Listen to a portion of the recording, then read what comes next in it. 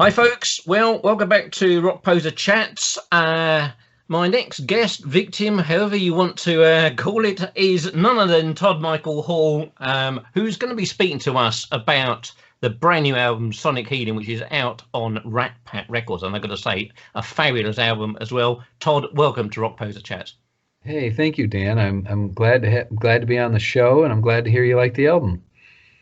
Well, it's 10 tracks what I like to call just hard rock, pure and simple, because let's face it, these days there's so many different genres, and I do have a laugh at some of them. I'm sure they're making them up out of sort of picking three different names and slotting them together.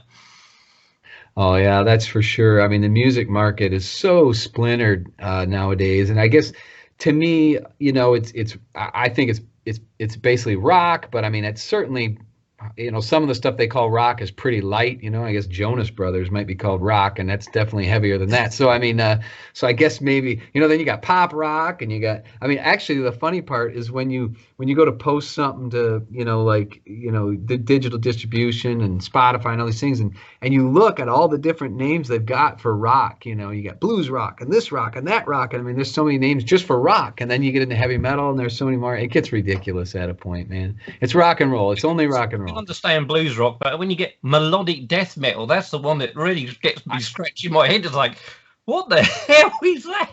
Yeah, how do you? Well, I guess maybe it's death metal topics, but sung melodically instead of screamed like Cookie Monster. I don't know.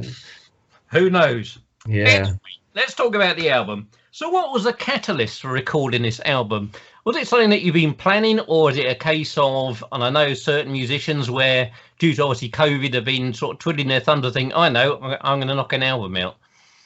No, for me, I've been wanting to do something in what I would call old school rock vibe for a time now. I've done between Burning Star and Reverence and Riot, I did like 7 heavy metal albums over the course of 10 years.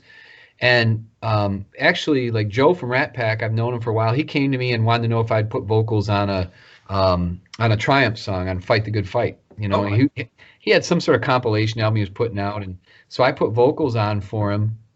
And then but he didn't end up releasing the song anyway. But he and I had a relationship, and so when Riot was looking for a new record label, I actually introduced Donnie and Mike from Riot to Joe, and there was some negotiation between Donnie and Joe. We almost signed to Rat Pak, but in the end we went with Nuclear Blast, and Riot did.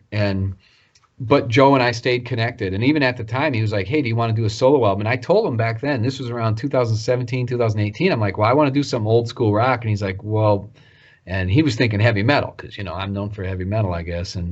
And so we kind of didn't really do anything. And then after I appeared on The Voice, and even back then, I don't know if I necessarily had the strongest vision of exactly what I wanted it to sound like, but I was just thinking more old school. I think for me, when I think of old school rock, so when I think of heavy metal, I think of double bass, ticka ticka ticka ticka ticka ticka, you know what I mean?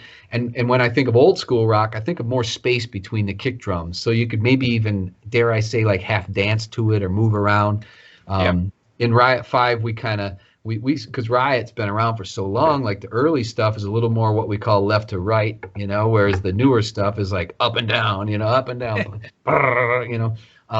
and so I knew I wanted more left to right, more sway, more whatever, more groove.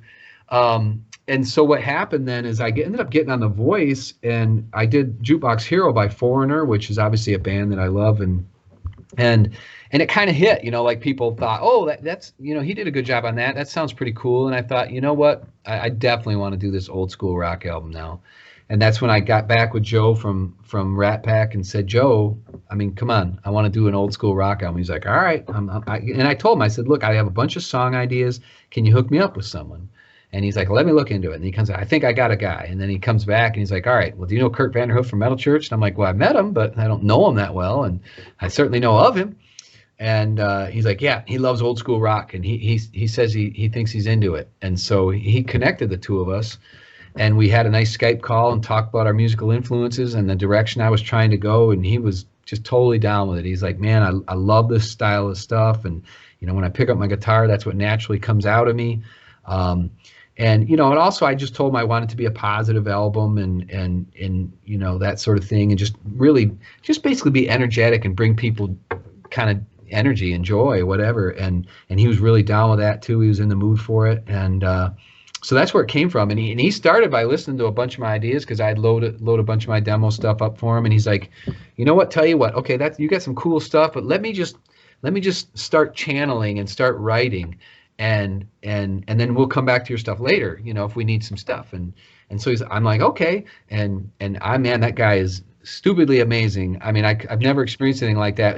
The way he works is he'll just start to focus. And like, I remember him calling me because he had some stuff he had to finish up somewhere else, whatever. And he got back into town and he calls me. And I remember him calling me specifically saying, just want you to know, like, I'm ready now. I'm going to start. I'm like, okay, whatever that means. And like a week later, he's like, all right, I've loaded up 5 songs to our shared Dropbox. The next day, he was like, I loaded another one. The next day, another one. I mean, like, I'm not lying exactly. I'm not exaggerating one bit. 21 days, he wrote 18 songs. Wow. And, the music for 18 songs. And so what happened at that same time, I was getting excited. So, like, when he gave me the first batch of 5, I started listening to it. And within, like, I think a day or two of him giving me that first batch, I sent him back Running After You. And he and I both heard that song and went, hey, we got something here, and so I think add a week onto those 21 days, and I had lyrics and vocal melodies written for like 15 or 16 of those songs. It was just I've never experienced anything like that. It was just a really amazing time. So it was really enjoyable. So that's kind of how it came about, really. I've had the vision for a while, but I just finally got down to doing it. And it wasn't really the pandemic that got me started, but it turns out the pandemic allowed us to really focus on it and get it done pretty quickly. I mean, we were actually done writing and we were done recording it by last May or whatever, end of last May, and I think done mixing it by the end of June. It just took forever to get it, to get all the promo material together, film videos and all that during the pandemic lockdowns. It was tough. I was going to say, if it came up on the interweb, your name and Kurt's and the two of you are working an album, automatic you'd have got, a gist of what you'd think it was going to be. Because in my opinion, I think you'd be a perfect fit if Metal Church ever needed another vocalist. I think your vocal style fits in really well. Certain traits of David Wayne I hear in your voice. I mean, I'm giving away that I'm a bit of a Metal Church fan from way back, but I think you'd fit in the band. So automatically, if I'm seeing that, I go, oh, this sounds interesting. Then, of course, it's not that at all. Not that, of course, I'm disappointed, if you get my gist. Yeah. No, I totally do. What's interesting for me with Metal Church, especially David Wayne, like, I even asked Kurt, although I sent him a text and he didn't respond. He was too busy. But I was like, because I heard an old Metal Church song, and, after just hearing it, I just sent him a quick text, how you do that. And I was like, my God, like, how did he sing like that? Because he had that, you listen to the stuff off the Dark and whatnot have you, and he's just got that crazy tone that my thing is I'm a clean singer, and it's not necessarily by choice. I mean, I love my own voice, but I can't sing like AC/DC or whatever. I mean, I just can't. I mean, I'm not physically capable. I think my reverence material is me trying to sound raspy and kind of more angry sounding. And if you listen, like my older brother Rick listens to that, and he's like, it doesn't sound any different to me, So it sounds like you, So I'm not really capable of sounding real. And so that would be the only thing I would say about. Because even Mike Howe has a fair amount of that rasp and stuff, and that'd be the one thing I'd say about me being in Metal Church. I don't know that I could sing that, but I totally get what you're saying. People are like, yeah, we got the singer from Riot, the singer from Metal Church. We're gonna have a metal extravaganza. But I think that really, it comes down to Kurt and I have a very similar philosophy on projects and different things. Like, he's already in Metal Church, so why would he write another Metal Church album as a separate project? And I feel the same way about Riot. It doesn't make a lot of sense for me to, Riot's an awesome power metal band. Why would I go write another power metal album when I've got great power metal writers like Donnie and Mike in Riot? And so that was kind of it. And you see that with Kurt's other stuff. His Vanderhoof album was quite a bit different. It was more in this vein. His Presto Ballet stuff is very progressive and different too. So yeah, and so I guess we're sending some people for a loop that are only looking at Kurt and Todd from Riot, I guess. But hopefully it's a good loop once they hear it, Just looping back on what you said earlier regarding The Voice. I mean, I didn't realise you'd been on The Voice. We don't get the American version over here. We get, well, I won't comment on what version we get here. Just namely, over here, you know, if it's a rock singer, well, you're not even going to get through the first round. I mean, a prize but I don't know if you heard of Nathan James from Inglorious. Yeah. He was on I think it was the first series of The Voice, and just didn't even get past, if I remember rightly, because we watched the first series, you know, what the hell is this thing, and got nowhere with it. You know, they're not interested in rock. Yeah, I see other countries, namely US and certainly in Scandinavia, where they're a lot more open to different styles. I think the USA, first of all, Nathan's voice is absolutely incredible. I mean, I don't have any of their albums, but I've seen a few of their videos, and he has an incredible voice. I'd love to meet up with him one of these days, just say hello. He's a cool guy. Yeah, he's an incredible singer. Like, it's like amazing. As a singer, you can really appreciate other singers when you hear them going through the various parts of their ranges with so much control, and that's what he's all about. It's really impressive. But no, I think the voice here in the USA is very much similar. It's very steeped in pop music and all that jazz. I really think the reason I'm sure it's the same way in England. And you are right, though. In Scandinavia, they got people doing Iron Maiden and all sorts of, you know, TNT and all sorts of heavy metal bands. And we don't have that here in the US either. So in that regard, I'm a little different. They do have people that are kind of rock. They're usually a little more modern rock, you know, that come out and sound a little more angry sounding or whatever have you. I think I was different in that, being as old as I was and my influence being from the classic rock and my voice being clean and the big range and stuff, I think they felt like that was a little unique. I honestly think, though, to get on the show, there are tons and tons of great singers. It's not like I think, you know, I mean, okay, 30,000 people tried out to be on The Voice and I got picked amongst those. Okay, does that make me better than 30,000 people? No. What it means is that I ticked a lot of the right boxes for them. They want someone who's not too shy to be on camera. They want someone who's got a decent story. They actually want someone who has a clean background. If you have a bad background, you're not getting on the show. Like, if you got all kinds of stupid social media posts where you're, you know, whatever, doing dumb stuff, you're not getting on. If you've got an arrest, you know, what, all that stuff, you got to. And so I think for me, I tick the boxes, you know, like I was the old guy that's still trying to make it or whatever have you, and all that sort of stuff. And ultimately, you know, and I don't mean any of that in a negative way. They have a show to produce. And I think they like me on the show because I helped fill out a demographic that helps them cast a wide net for getting people to watch the show. But I think in terms of how the show is set up and their song selection process and that, there wasn't a whole, it was really tough to get through. I made it through the three, you know, I got to the knockout round and then I was out. My third song, you know, didn't love the song choice so much, and I didn't love my performance. But, you know, the trouble I think that I had is, like, because the show's so pop based, they weren't really gonna have me doing what you know, as much as Blake was like, stay in your lane, there wasn't really a lot to help me be able to stay in my lane. Yeah. Ultimately, though, I don't think it makes a difference because I had a really strong team. I don't think I would have gotten any further anyway. And really, winning just, it didn't, I don't want to say it didn't matter. I'd love to win, but it wouldn't have changed my life, you know. I'm still friends with the guy that won. I know he's pursuing music pretty hard, but he's got to do a lot himself. The show gives you a bump, but it doesn't, like, make you a superstar or anything. No, it gives you a certain amount of exposure, which maybe, I know when I chatted to Nathan, interviewed him soon after he did The Voice, before the first Inglorious album actually came out, and he said he'd done it literally for the exposure because he'd already done other stuff as well. So yeah. I kind of get that.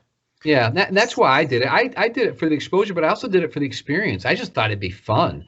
I mean, life is about, you know, the people you love and the experiences you have and you have together. I'm not really terribly materialistic, really. I mean, not that I don't have things, but whatever. That stuff doesn't get me so excited as having an experience. And man, getting to be, you know, if you think about it, I stood on a stage, I got to perform for 4 Grammy Award winners. I got to, the broadcast was whatever, 10 to 15 million people, 4.5 million people have seen it. I got to sing Foreigner Jukebox Hero, which is an incredible song. I get to hit some high head voice notes in front of these singers that don't probably hear that sort of thing very often. I mean, to me, it was like, what's the drawback? You know? Even if I had to go on as like the Masked Singer and they didn't know who I was, it would still be fun, you know? If I could just squeeze one last question, if you don't mind.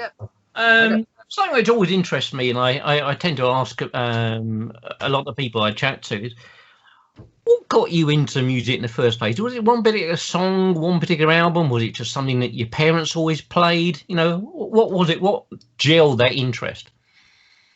You know, I don't know exactly. I think, you know, there's some I love to sing, and I've been singing forever, ever since I was a little kid. Right. My dad is not particularly into music, but my mom was always loved to listen to music and always had music playing. And I remember as little kids, you know, there were 4 kids born in the first 4 years, so we were all like little stair steps, and we'd be crammed in the car and driving to grandma's or whatever, and there was always music playing at 8-track, and we'd be singing along to stuff, an incredible variety of stuff too. You know, from country to pop to rock. I mean, my mom even had like Deep Purple albums and whatnot have you. So, and so I think from a very early age, I just loved to sing. And then what I think what did it for me is my older brother, John, was he started playing guitar, and then he was a really good he took a few years of lessons, but he was really good with his ear, and he ended up getting in rock bands and stuff like that.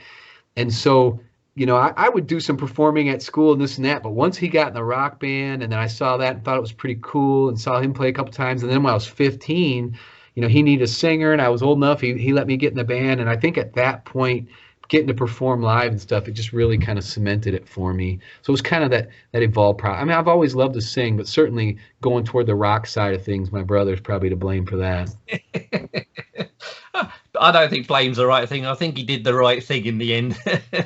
Thank you. Well, Todd, it's been an absolute pleasure chatting to you. Thanks for taking the time to pop over onto Rockposer Chats. I say the album's absolutely great. All the guys at rockposer.com have really enjoyed it. Fingers crossed you don't just leave it at one solo album, and we see some more sometime in the future. Oh, I hope so. And I hope we get to play some live shows too, Dan. So, but thank you very much for having me on the show, and hello to everyone that's listening. Todd, thanks very much indeed. All right. Thank you.